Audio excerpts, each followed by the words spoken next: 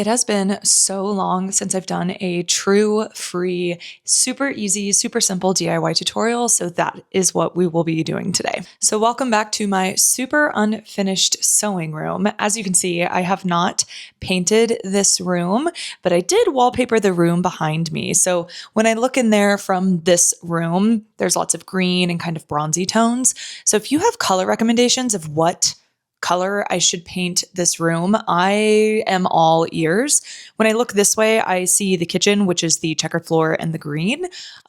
So I need some sort of color in here, but I don't know what to go with. So if you have recommendations, let me know. But in the meantime, we are going to get into the DIY tutorial. So today's project is inspired by the Anya white lace waterfall top by Dish, and she comes in at $170. And as I was looking at this, you don't even need a pattern for this. It's really pretty much just a long rectangle, but I am going to walk you through on how to take your own measurements for this project because you 100% do not need a pattern. Partially why I was so excited to work on this project is I thought it could be a good scrap busting project. Now, I do think this top would be much cuter in lace fabric, but lace fabric is really expensive, and I do have enough fabric left over from the white eyelet sample that I made for the simple shift dress, and I have enough to make this into a shirt. And I think it fits the same concept because the front of this top has a little fold over portion, and that is to increase some opacity so that you don't have to wear a bra with this top. But quite frankly, even looking at the inspiration, you would definitely need pasties. So let's talk measurements that you'll need to make this top. This sewing pattern is made up of two rectangles. Technically, it could be one big rectangle where the top of the fabric just simply folds over, but I want to cut those as two individual pieces. That creates a seam on the inside where the top fold over portion is, and that allows me to use understitching on that seam, which is going to really make sure that that top fold over portion can really lay flat. Otherwise, I could see it like kind of trying to peek up, and then you'd have to do top stitching, and there's no visible top stitching on the front of this top. You really only need 3 measurements in order to achieve this look. You need to measure how long you want that fold over portion to be. You need to measure how long you want the top to be, and make sure you're starting those measurements at the same point in your body. And I think theirs hits around the hip. I'm gonna cut for long enough for that, but I don't really know where I want mine to hit. And then you need to figure out how long you want the extension to come off of your back, off of the body, so that you get that folding, draping piece. Here's a visual on the screen of what my pattern pieces look like. I've got 2 rectangles, my skinny one for the fold over portion and the bigger one for the main bulk of the top. Keep in mind that you do need to add seam allowance, and that the width of the top fold over portion and the width of the main bodice at the top need to be the same width. So with all that being said, let's go ahead and cut this out. And you can add however much seam allowance you like. Personally, I am a fan of 3/8 of an inch, and some people like 5/8 of an inch, but just make sure you add it to the entire top because you need to make sure that you have enough to hem all sides, as well as sew the 2 seams. And one thing we haven't talked about yet is the ties. If you don't have enough scrap fabric to make ties, I would recommend just getting some bias tape, and you can use that to create ties and the little tabs. You just want to get something matching or not. You could totally get something that is just, you know, contrasting.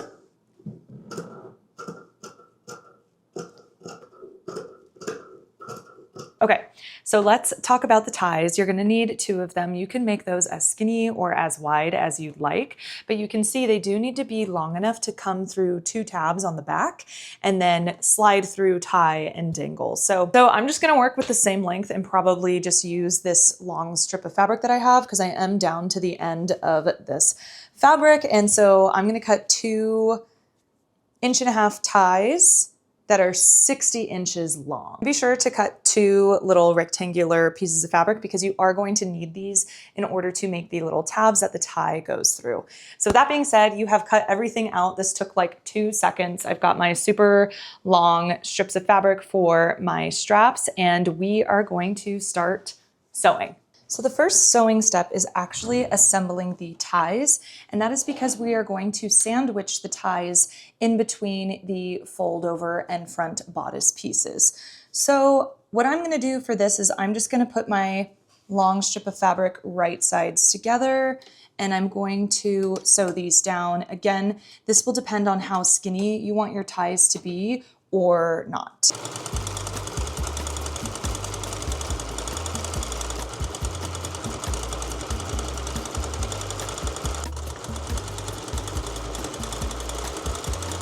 Then you just want to trim that seam allowance down so that you can turn the tube to the right side.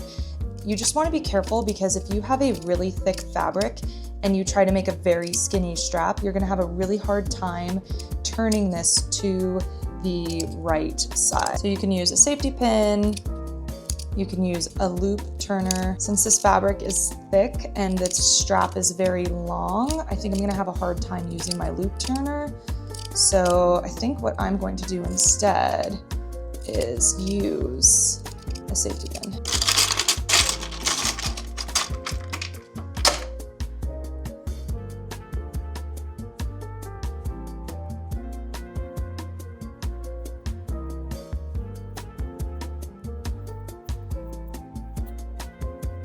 You can hem these however you like. You are going to need to hem one end. You can tie them in a knot and burn the end if that works for your fabric, or you can kind of just turn them in and stitch that down if you would like. But otherwise, once you have one strip, you're going to need to repeat that for the other. So the next step is to take your front bodice piece and mark the center front, because we are going to mark where we want to attach the straps. And to do that, you are just going to take your ruler, your measuring tape, and just figure out how far you want your straps to be apart. So I think I'm gonna go with 9 inches. So you're gonna take half of that measurement, whatever your measurement is, and mark that on either side of your center front. So now I've got my center front is marked in the green, and then where my straps are going to go are also marked on here.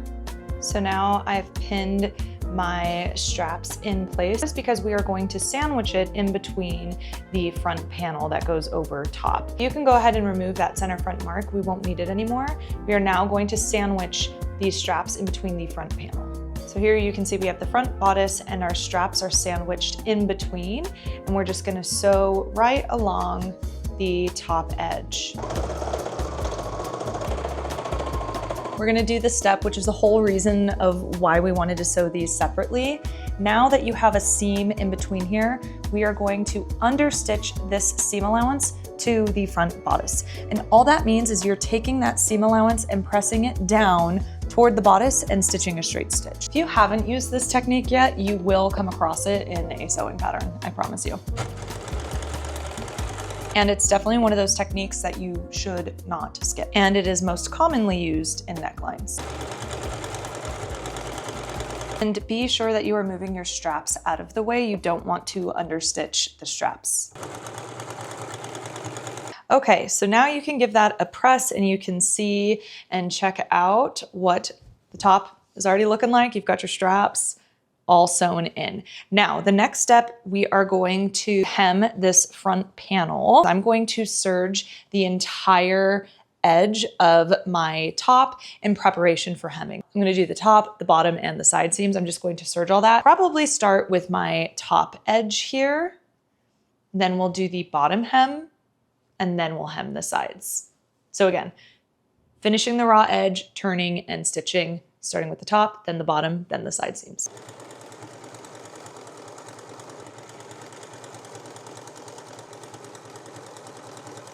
Now they finished their edges almost kind of like with a bias tape edge, but I'm just going to take my front panel and my front bodice, I have the right side facing me, and for the side seams, I'm just going to fold them twice and stitch.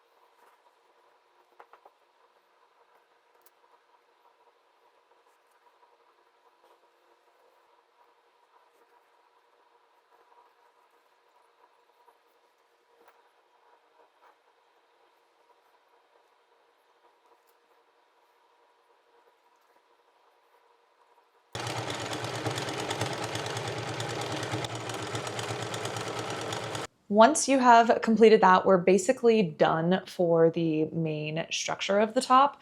We're going to repeat that same process that we did for the straps, but this time we're gonna do it for the little tabs that these straps go through in the back. So I'm just gonna do the same thing, fold this in half, and we are going to stitch that into the top.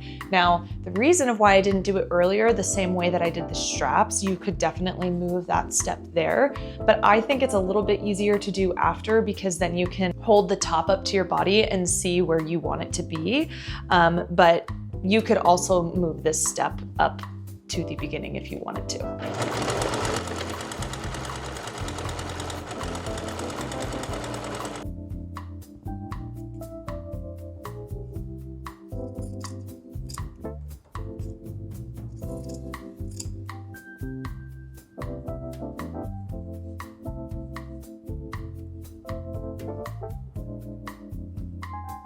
I did this next part on my dress form because it's a little bit easier to just show you what is going on. I've got the top on the dress form and we're pinned in place because you don't want things shifting around. But I'm gonna show you the back view, and you want the top to be a little bit tight, a little bit snug around the body, and you want this opening, and that's what creates this waterfall effect. But you also want to create a little space in between here so that when you tie them in a bow, you can see the bow. So I have just marked on my fabric with a pin where I want each tab to be, and I am going to attach those to the top now. And I'm just gonna do this in a very simple way. You can either unpick this little area and insert them back in, or you can honestly just take these tabs, finish this edge, and just stitch them to the inside on this point. Okay, that was the final step. So all that's left is to feed your ties through the loops. I just added a little bit of a knot. I don't think this is going to come undone, but I just like the extra security of it. But let's go try it on. Here's how the top turned out. I love it. I think it's such a nice, simple project for summertime. Let's show you the back. I have my hair up so you can fully see the top and the draped open effect in the back. The amount of fabric that you need, of course, is going to depend on your body measurements, but it did not take that much fabric to make this top. You could, of course, make it without the fold over portion. You would just have to find a different way to attach the straps and finish the top edging here, but concept generally is the same. Hope you guys liked this one, and I'll see you next time.